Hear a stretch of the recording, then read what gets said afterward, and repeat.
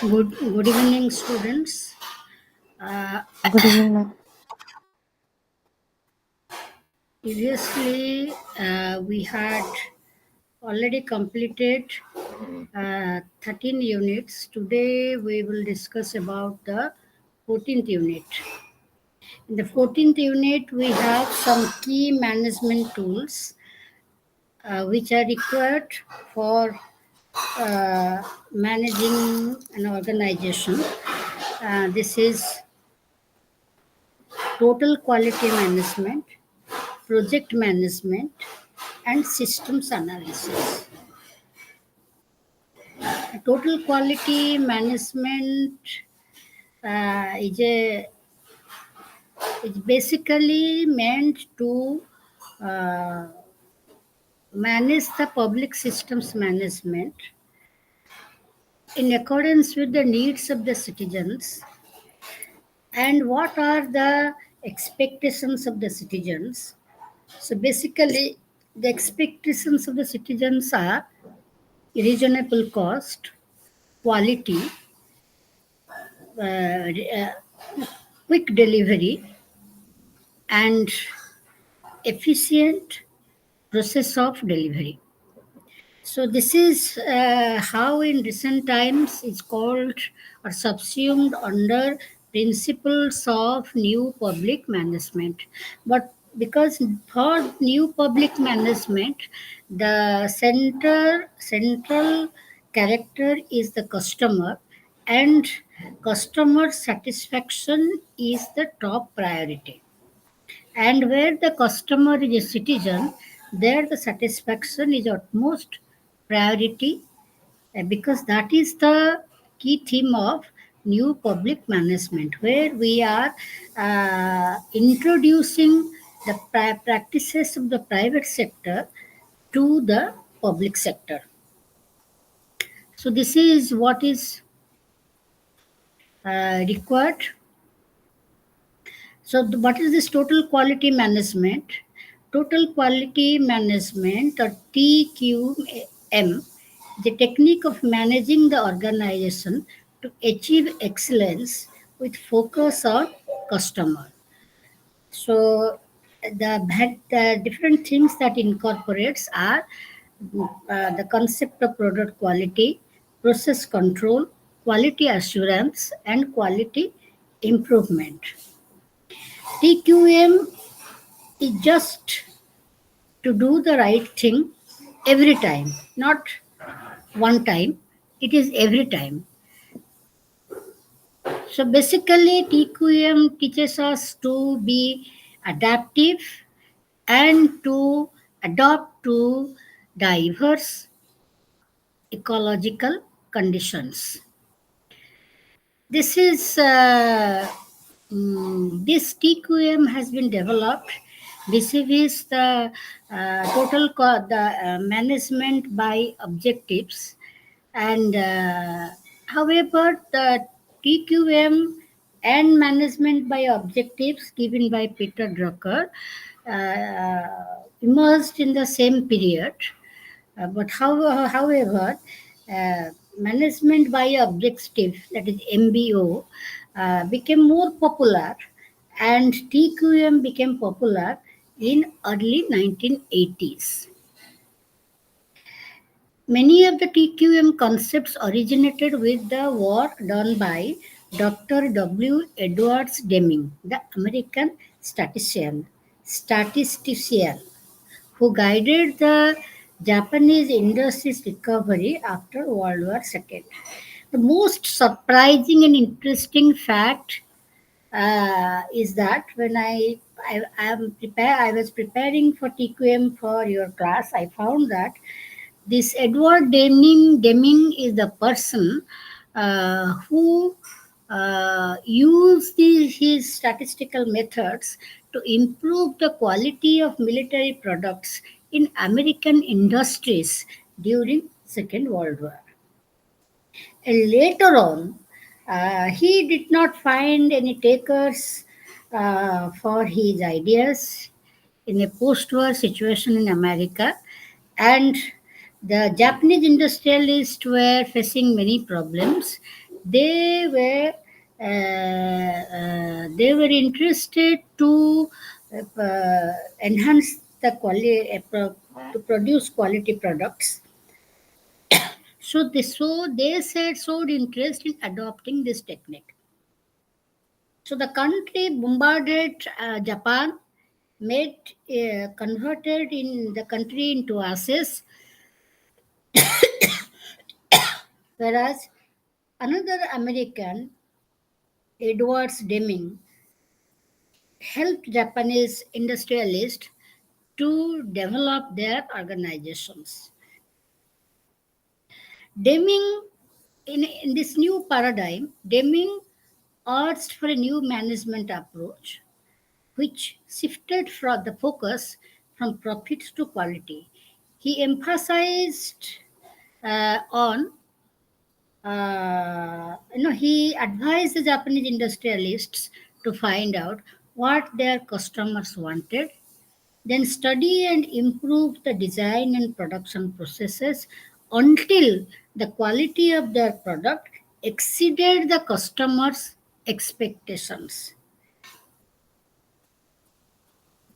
He emphasized that employees should learn how to monitor, control, and continually improve their work processes and systems with the application of a scientific approach. Uh, MBO is a MBO is a tradition adopts traditional management practice of practice where you have hierarchy of objectives and standards that will pass down in the organization from the top.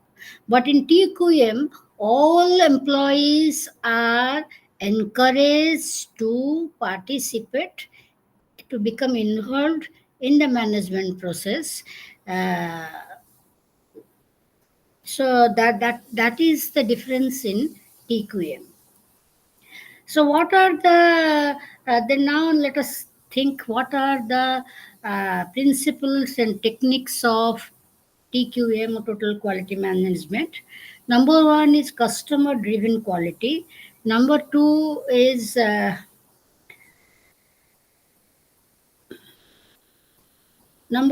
leadership. Number three is continuous process improvement. Number four is fast response. Five is management by facts. Then employee involvement. So this is how the PQM operates. Now, what is this customer-driven approach? All the time, the manager adopting the TQM always considers TQM as a meant to provide quality as per customers' expectations. So, continuous customer feedback is an important element of TQM. So, in a TQM approach, what you find is in local, if you are providing a product, you provide a comment card. It is just a low cost method where in the on the comment card the customer is told to give its feedback. You can also have a market survey to obtain opinions and perceptions. You can also provide a report card. These days, all administrators, CEOs, even university vice chancellors, they provide an annual report card. Just to it's a self-assessment as well as to inform to the employees what the organization has achieved, so that they should feel proud of the organization. Internet is the advanced technology which has given service providers a cost effective opportunity to gather information. That means the organization, as per the TQM approach, should voluntarily disclose some informations in the public domain so that The customer is able to get the information without any hassles. Then we all know that there is a customer toll free number, which is a low cost method to collect information. So the toll free number given by the service provider may provide you customer care, may provide you also feedback. Then the second is TQM has to be introduced and led by top management. So leadership is very important so far as TQM is concerned. Tools like quality function deployment are used for planning to fulfill customer expectations. These systems and methods guide all quality activities and encourage participation by all employees. Third is continuous process improvement. This refers to both incremental and breakthrough improvement.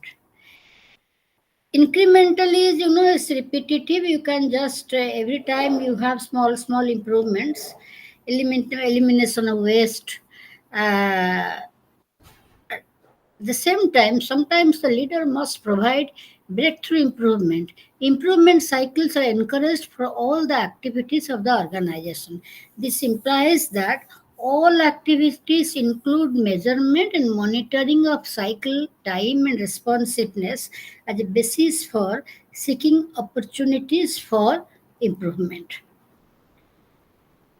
Also, in the continuous process improvement, you can do, there is something called PDSA cycle, plan, do, study cycle. It is simple adaptation of more elaborate problem solving method. It was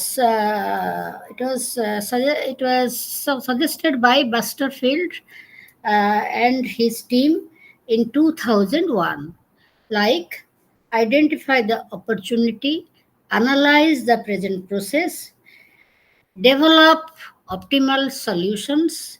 That means plan and implement the changes, study the result, and standardize the solutions. This is called PDSA cycle. That means we are just not talking about the vices of a situation, we're talking about the virtues of a situation. What are the opportunities available in the given situation? Analyze the current process and plan and, and develop the optimal solutions and apply those solutions or introduce those solutions and implement changes. Then study the result. So plan is develop optimal solutions, do is implement changes, study is study the result. So this is called PDSA cycle. And finally, what the results comes in different occasions, then you standardize the solutions. Benchmarking is just like, in an organization, when you compare processes and systems of a given function across organizations, suppose bookkeeping, suppose documentation, if you compare it across organizations, particularly those sections that excel, and identify how they differ, then we can just have the benchmarking. Or benchmarking means like we have, we say 98.6 Fahrenheit temperature is normal temperature for our body. Similarly, we can just say this much is the benchmark for A grade, this is for B grade, this is for C grade. So measuring performance against that of the best in the organization, analyzing the methods that enable these organizations to enhance their performance level, using the information as the basis for evaluating targets, strategy, and applications in the organization.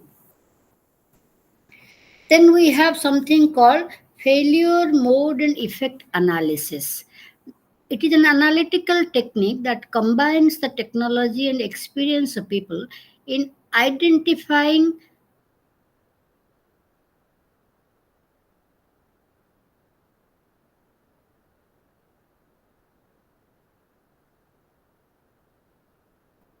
its elimination. So you are just becoming very, very preventive rather than curative.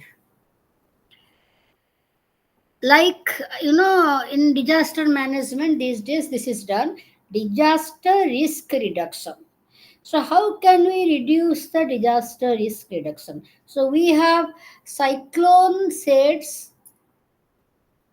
in every villages at a very higher level.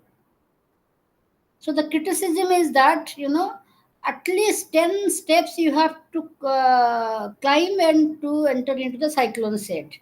At least it is 10 feet above the sea ground level. So the only criticism leveled against it is that how a physically disabled person will climb the steps. But till date, the government has not made it very inclusive. But however, the cyclone sets are built at a very higher level. You can just say that is the first floor of any building, and there you have everything: water connection, water, food, everything. So this is the way you can just cite the example.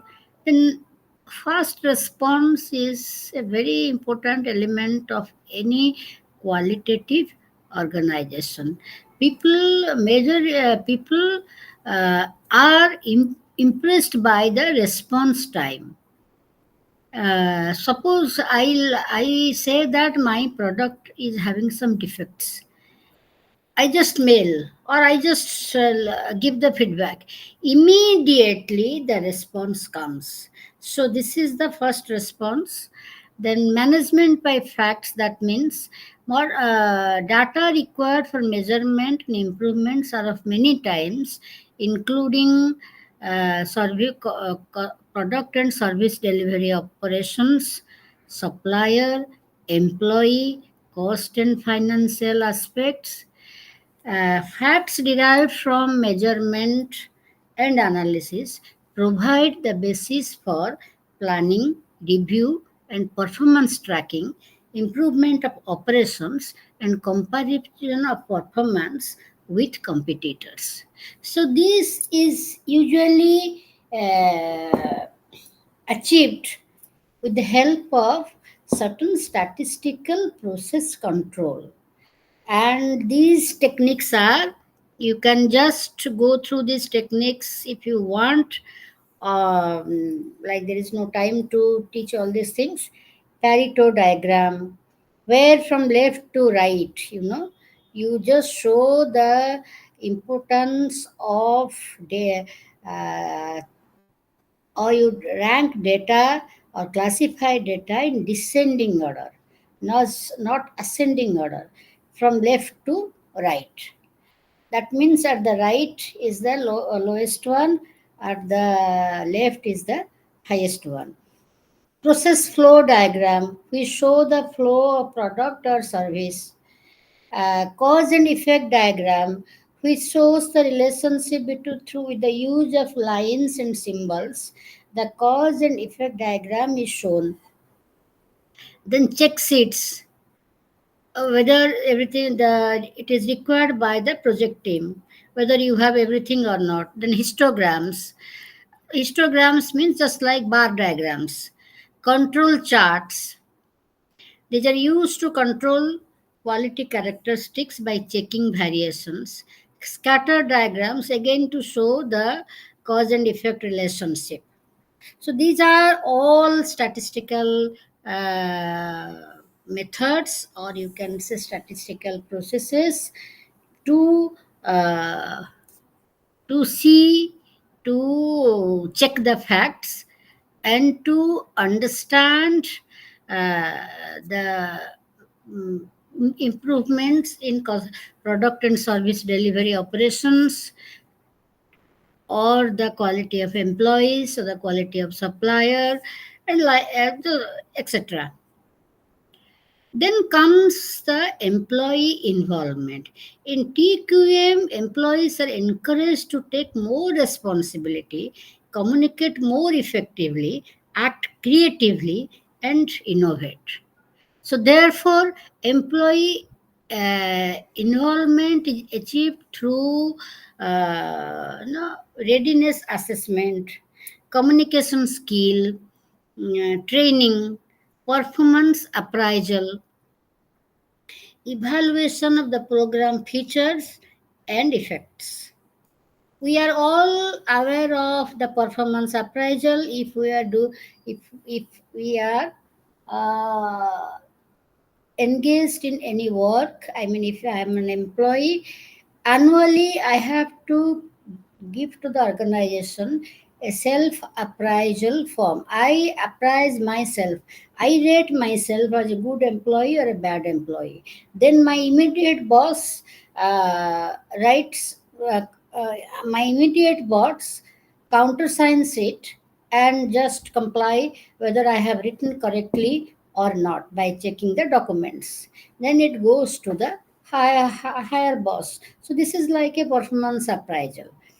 Training is both meant for the managers and the employees uh, to inculcate the employee involvement practices, because usually what happens, the top management has a practice of showing bossism, and the employees inculcate a practice of making themselves distant from the managers. Like they have some inhibitions to talk to the manager.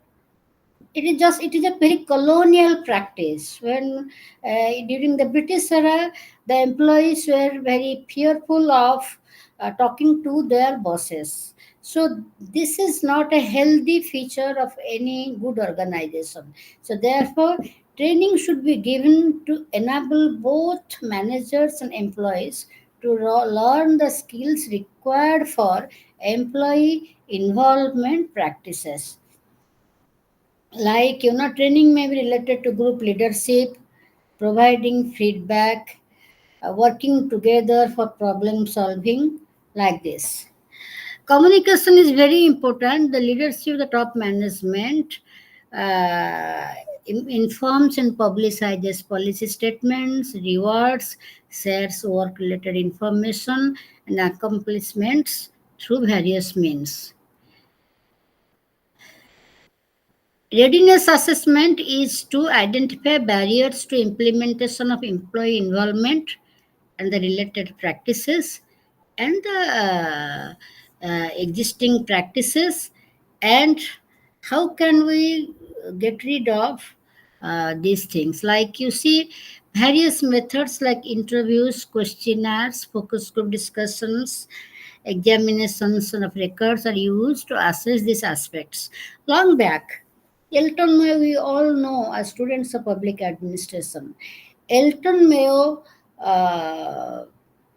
interviewed around 20,000 employees and asked them about uh, what is their expectation for leave rules, what is their expectation for interval for during a day, like that. So as the employees suggested, accordingly rules were made and the employees were happy.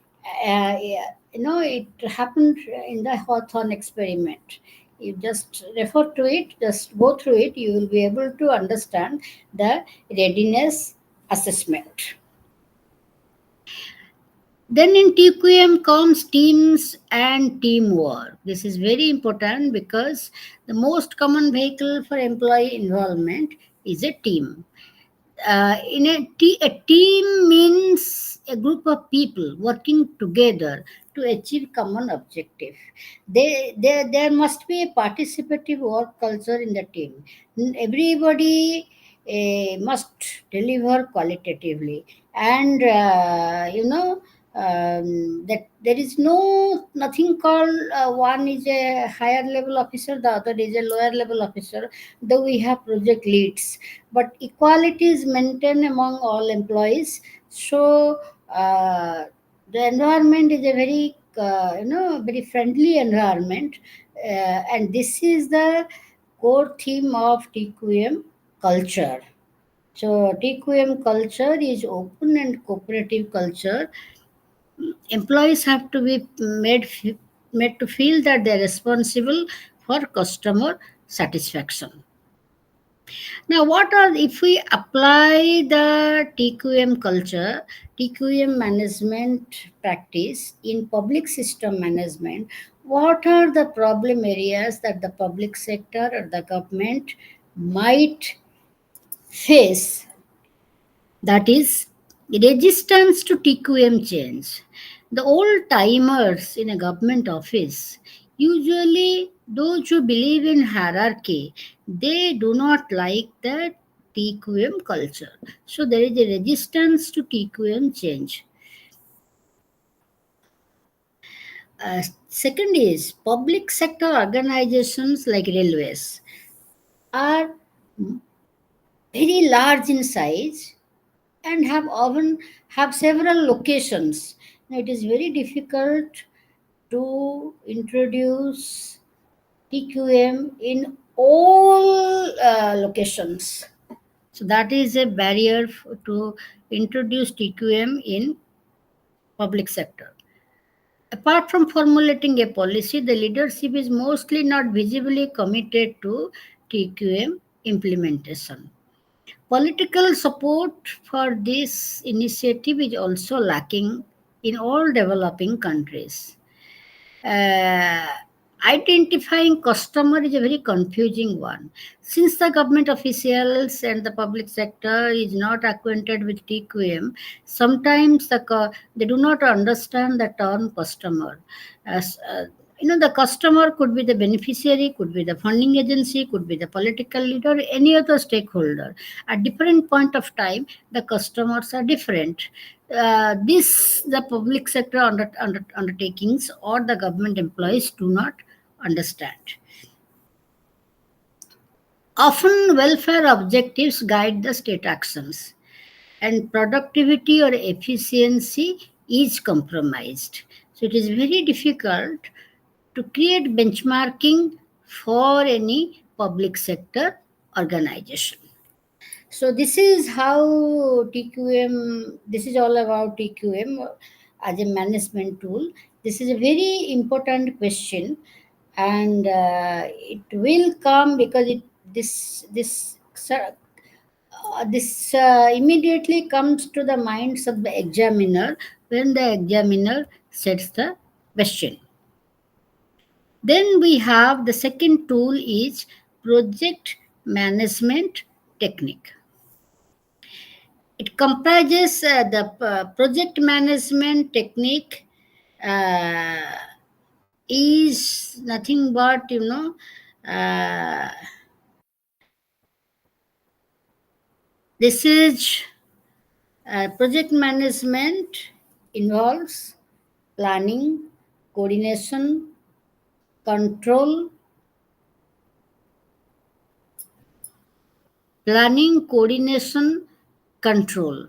These are the major things in a project management system, project management technique. Now, the principles of management which are associated with project management life cycle are: first is planning. Without planning, it cannot be done. There are a number of participatory approaches that have emerged, like the participatory rural appraisal, which can be used to plan the project. If you are doing any rural development work, or if you are initiating any project, or you want to introduce any rural livelihood method, the main thing that you do is participatory rural appraisal. Uh, that is the initial stage by which you involve the uh, uh, villagers to make an assessment of the livelihood, to identify the products and all. There are several steps in the planning stage. Planning stage is that you identify the problem and the opportunity. First is the project overview statement. In that, you identify the problem and the opportunity. You set the project goal. You set how you proceed towards the goal. What are your objectives? You set what are your expected outcomes, and also you visualize what are the risks and obstacles so far as technology is concerned, environment is concerned, interpersonal relation is concerned, and cultural relations are concerned. Second is identifying project activities. So what do you do here? You are uh, you are just break down uh, work the work into different elements and identify the project activities. Third is estimating activity duration. How much time is required for each activity? Here many times mm, Delphi technique is used for estimating activity duration. You can just see the Delphi technique. And fourth is determining resource requirements. Resource doesn't mean only material resources. Resource means human facilities, existing facilities, equipments, materials, and finance. That is how you create the um, you assign money, you assign the workers to an activity till it is completed, and that is how we create a project network and then finalize the project proposal. You have not started the project, you are just making the plan. These things are included within planning. So, finalizing the project proposal, where you have 5 steps. What is the background? Why are you interested in executing the project? What are its objectives?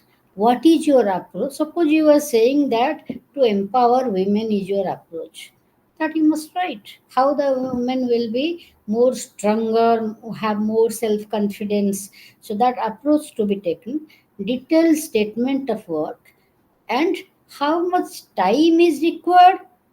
That means detailed statement of work means work plan, how much time is required, and what is the cost of the project.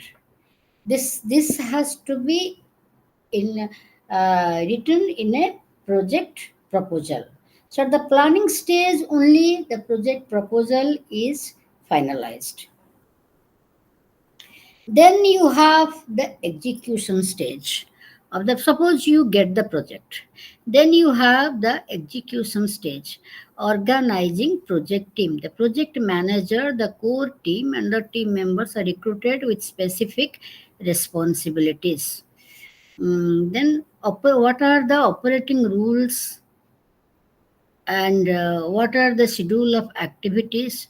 So here, program evaluation and review technique or critical path analysis. Program evaluation review technique and critical path analysis are useful techniques in scheduling activities. See, you must have read about program evaluation and review technique uh, in uh, and critical path analysis in public policy paper.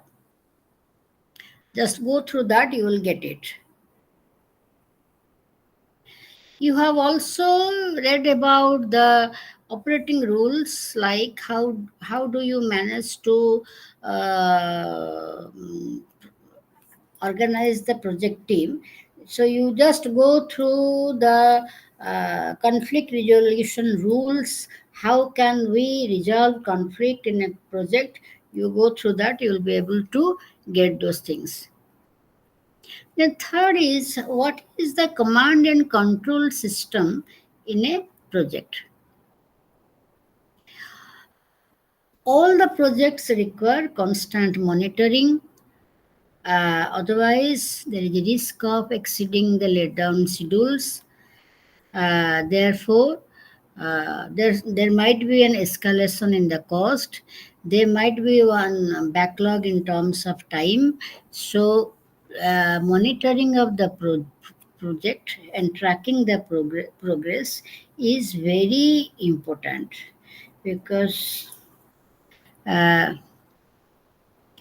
so what is done for that?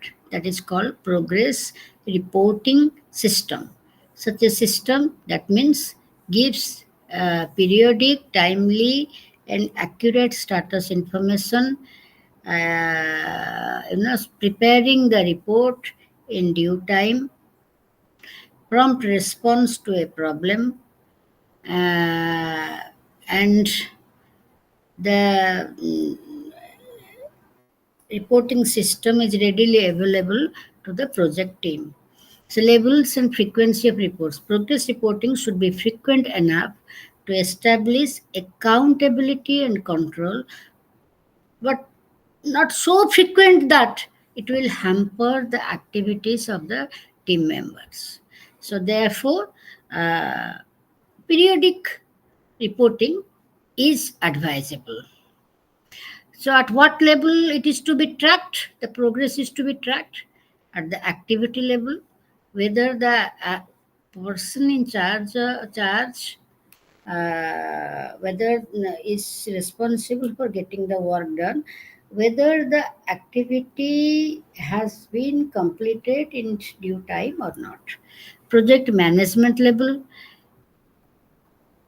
this these reports at this level need to show scheduling information, planned works, and actual performance. Senior management level, at this level, strategic decisions are taken, so the details need to be elaborate, need not be elaborate. So, we have different type of techniques to have this uh, mm, project uh, techniques of controlling, and that is, you might have a Gantt chart, you might have a milestone chart, you might have a cost schedule control, you might have review meetings. And the last stage of the project is declaring the project closure statement with the final summary report to be prepared on the project. So, how the summary report is to be prepared? It has to be written project title, then project number, then effective closure date, reasons for closure, and special instructions if required, and closure with authorization signature. Uh, so,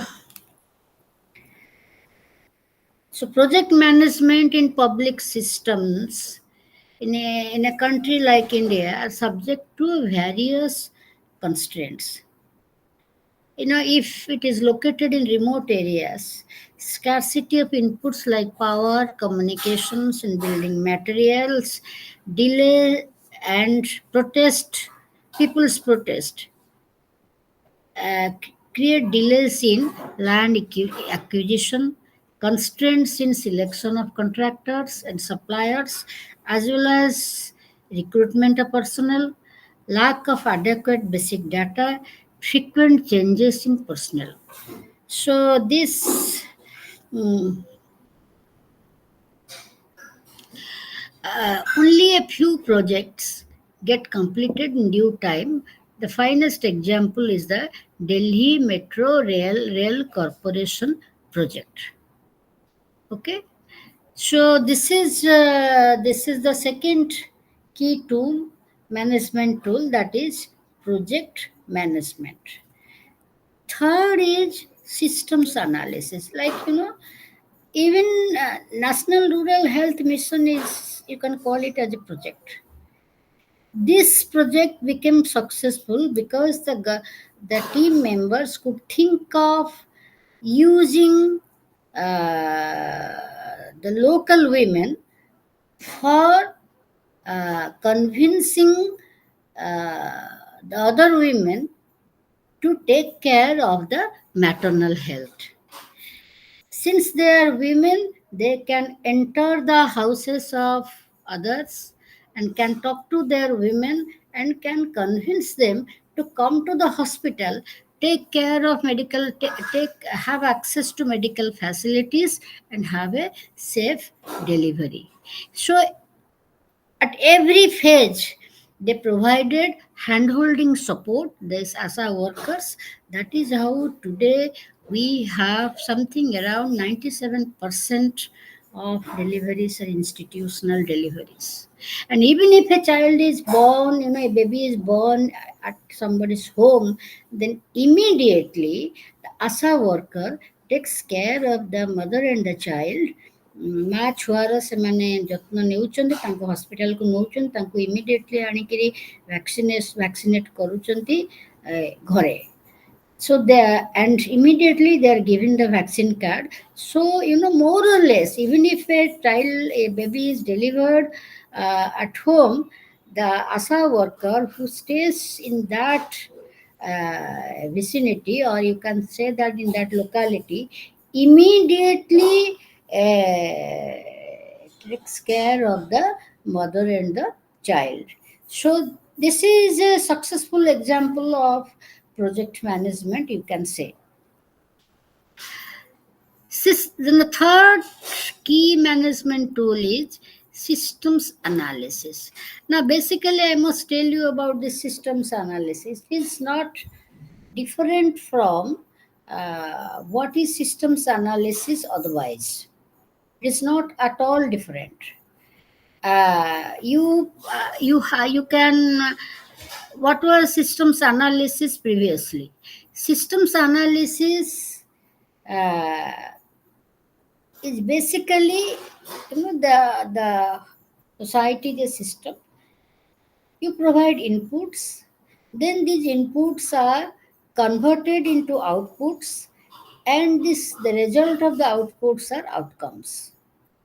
If do not get proper outputs, if the outputs do not result in proper outcomes, so what you find, you find that these outcomes are you find that these outcomes now outcomes are indicative of the fact that the system has developed certain technical glitches or has developed some social problems. That is why the output has not resulted in adequate outcomes. So that is very important so far as the systems analysis is concerned. So systems analysis has some coordinates like identification and re-identification of objectives, because input, output, outcome, feedback, again they enter into the system in terms of demands. The demands enter into the system as inputs. Again, those inputs are, because all inputs are not cared for by the government. Government cannot process all inputs. Government can process those inputs for which it has capability. So accordingly, you have outputs, and these outputs have uh, result in outcomes, at times best outcomes, at times average outcomes. Am I audible? Am I audible? Yes, ma'am.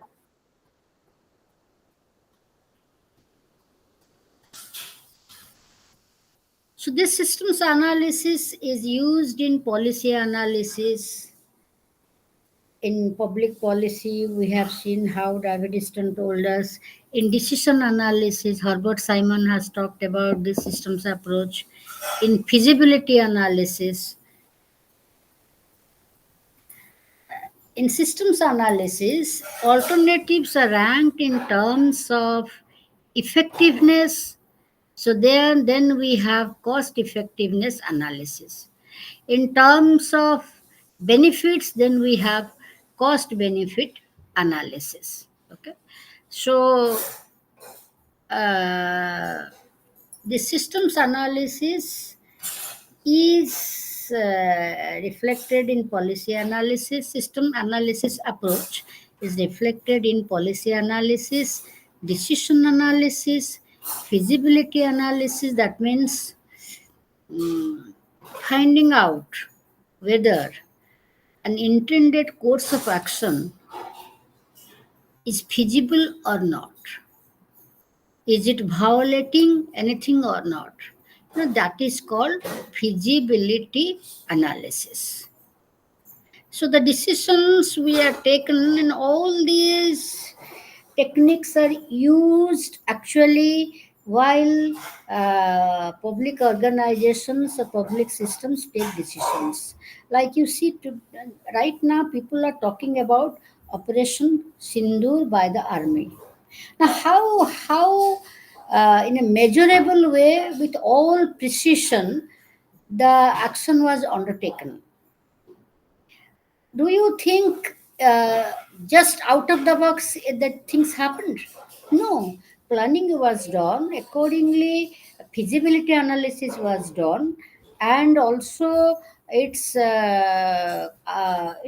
intended outcome. What will be its outcome? When it's a public system management, ଆର ଫଳାଫଳଟା କ'ଣ ହବ, ତାର ଇମ୍ପାକ୍ଟଟା କେମିତି ଲୋକଙ୍କ ଉପରେ ପଡ଼ିବ, ସେଟାକୁ ବି ମଧ୍ୟ ସେମାନେ ଆନାଲିସିସ୍ କରୁଛନ୍ତି.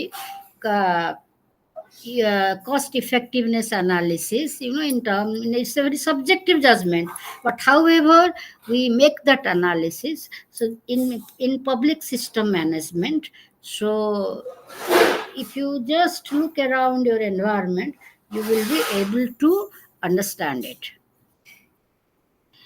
Now, what are the different approaches in systems analysis? Model driven analysis approach. In this approach, pictures communicate problems, requirements, and solutions. The problem, the need, and the solution is given in a pictorial form, and this is a model. Data flow diagrams depict the processes along with the inputs, outputs, and outcomes. Information engineering and data modeling focuses on the structure of stored data in a system, and data models in this approach are known as entity relationship diagrams. Object oriented approach requirements. So this is how these are all very scientific methods developed by management consultants, like fact finding technique, joint requirements planning, process redesign methods. So this is how a system analysis is used. So I have already told you what are the phases in a systems analysis. Let us just discuss it. Identify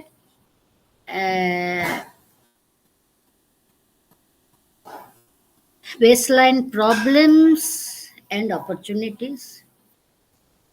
Identify the baseline scope. Assess the baseline project worthiness. Develop baseline schedule, work schedule, and budget, and communicate the project plan. So this is how the project is launched.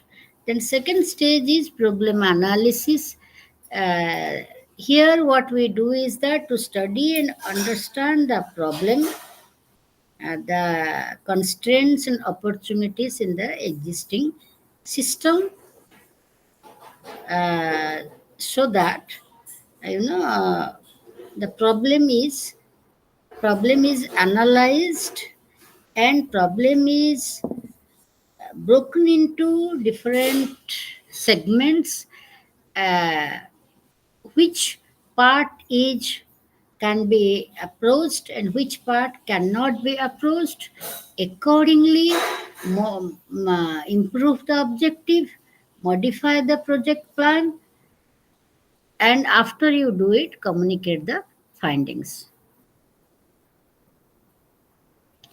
Third is requirement analysis. It means identify and express system requirements, prioritize uh, system requirements, then communicate, then decision analysis.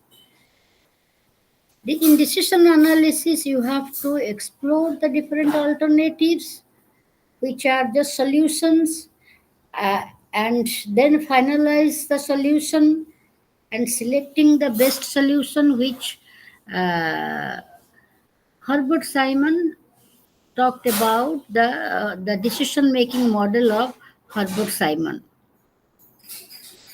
So this is how the systems analysis has been developed, and the different phases of the system analysis. I told you 5 distinct phases.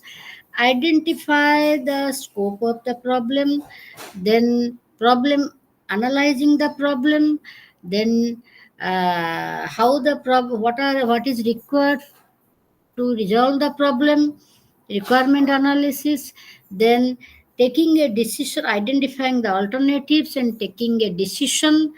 uh,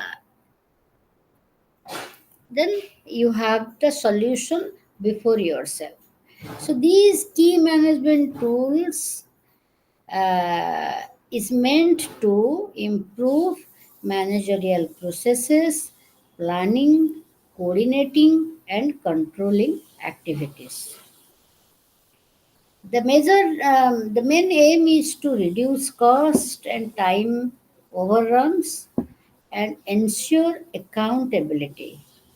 Public systems management is set in a particular contextual setting and faces certain unique problems.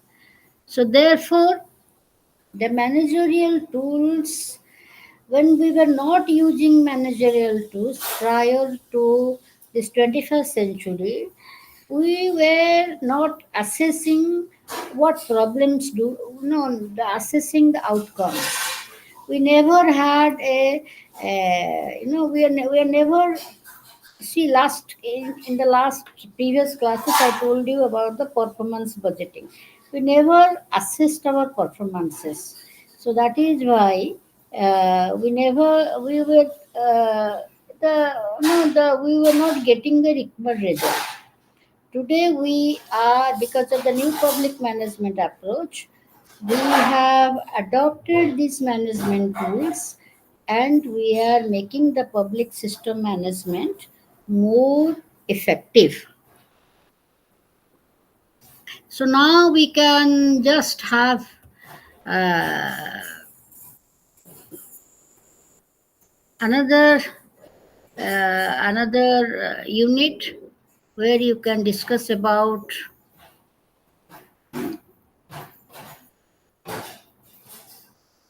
that is we will go to the unit 16, because I thought the unit 16 you will be able to relate to the unit 16, because it is very much related to Frederick Winslow Taylor's work, Scientific Management. The unit 16 is related to work measurement. So, what is this work measurement? Let me recall what was your learning from Winslow Taylor's work.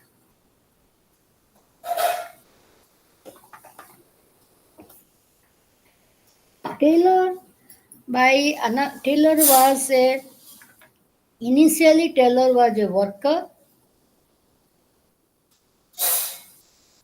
and later on Taylor became the chief executive.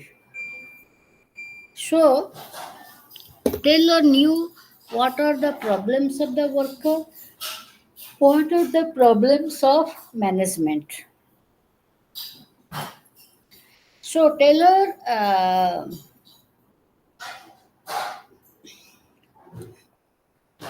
So Taylor, what he did, he introduced something called work management. He introduced task prescription. When a worker comes to the industry, it is the responsibility of the manager to it is the responsibility of the manager to uh, you know um, uh, tell the worker what work to be done and with which instrument. So the worker will get a task prescription, and accordingly, the worker will go to the store and acquire that, collect that instrument for that day and start working. And the worker will be paid on the basis of pieces of work done. Even today, this piece rate wage system also exists. You will be surprised to know that in Bricklin Industries, workers are not paid daily wages. Workers are paid how much wages as per the bricks they make. So Frederick Winslow Taylor said that doing research on work measurement is the work of the managers. So accordingly, he did a lot of research on work measurement. That is actually not written in your study material, but however, they have referred to Taylor's scientific management. Without measurement, the organization operates in vacuum with hardly any basis for comparison or control. If you do not have measurement tools, then you cannot compare with the previous work and the present work, which is good, and you cannot arrive at a scientific decision. Also, you cannot introduce controlling measures for workers. A worker you can just randomly say like the theory X set, theory X given by Husband, who said that no, workers are lazy. You can say so, but if you have a measuring yardstick, you can uh, efficiently recruit staffs, improve planning and control, and introduce sound incentive schemes. That means if a worker is doing work, you can award or reward that worker. Okay. International Labour Organization defines work measurement as the application of techniques designed to establish a time for a qualified worker to carry out a specified job at a defined level of performance. So a benchmark is created that this is the level of performance, and a qualified worker must carry out the specified job at this level of performance. If the worker is not ready to do that, to reach that level of performance, the worker is not rated highly.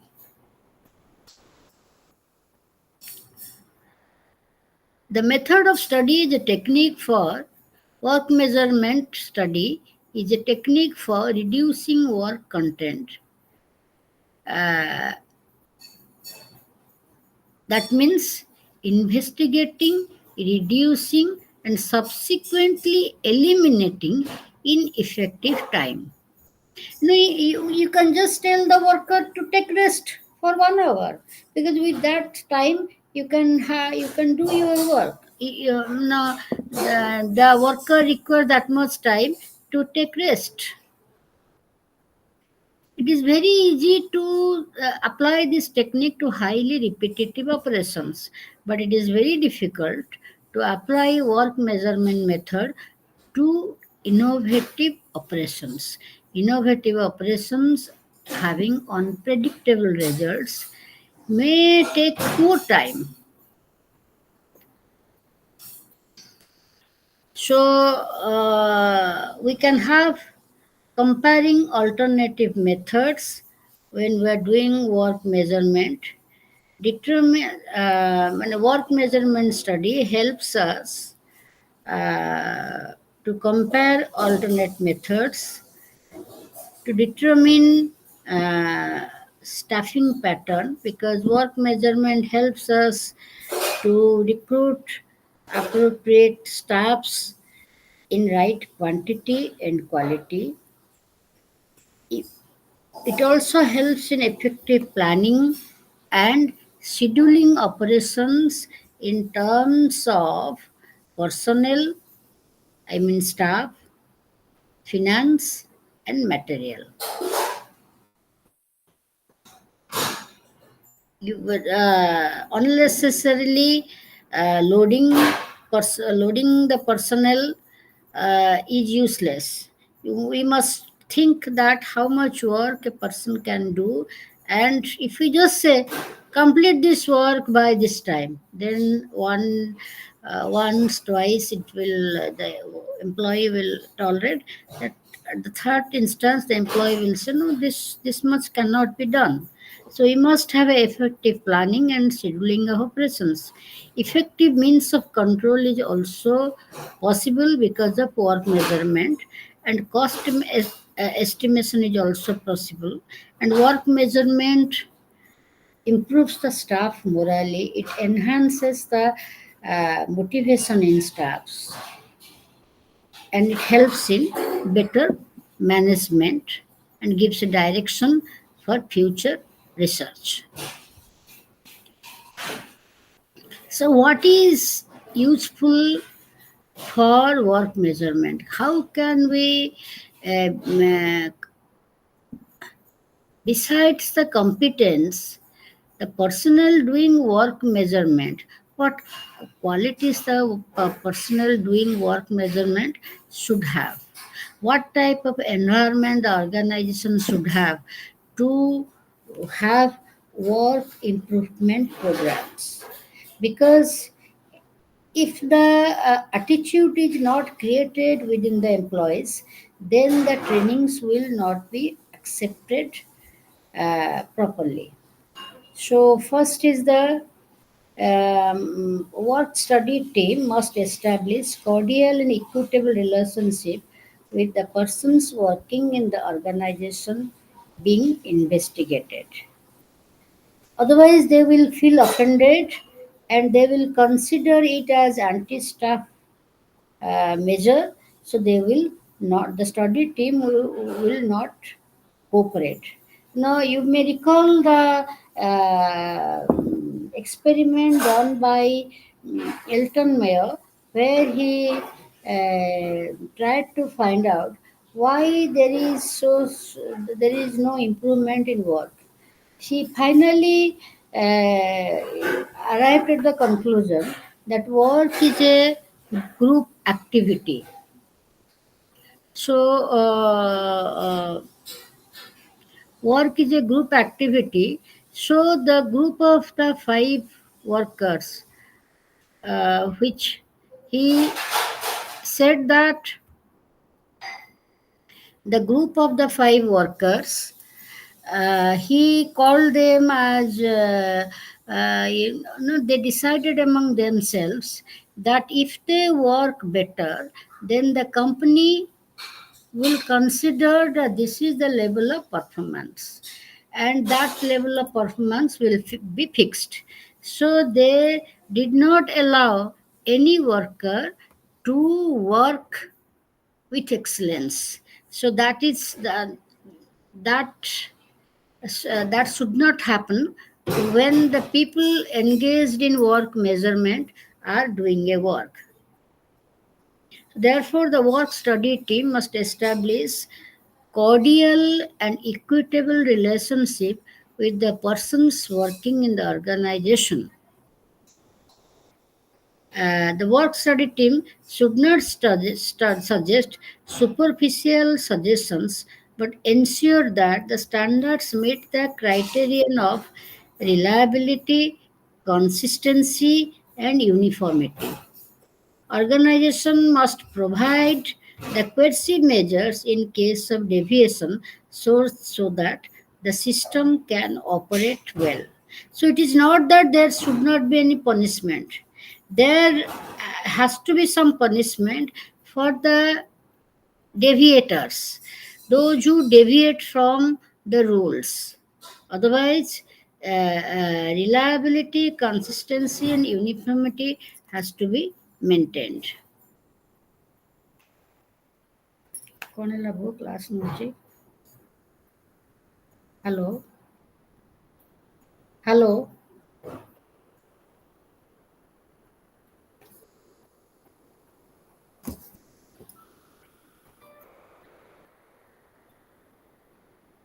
The manager must ensure provision of incentives. Um, Before enforcing any new standards, we must ensure their acceptance by the employees in the organization through participative management. Okay. Cost benefit analysis must be done. Careful selection of the work measurement team must be made. So, how the work measurement is to be done? The first step is identify the work, then work to be studied. All the relevant data relating the circumstances in which the work is being done, the methods and elements of the activity in them. Each element in terms of time has to be studied. The recorded data and element times critically to ensure that unproductive or random elements are separated from productive elements.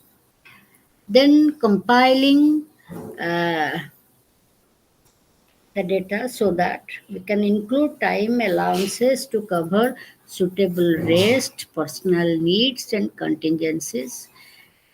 Then the next step is to define the activities and methods. So you just see how work measurement is to be done.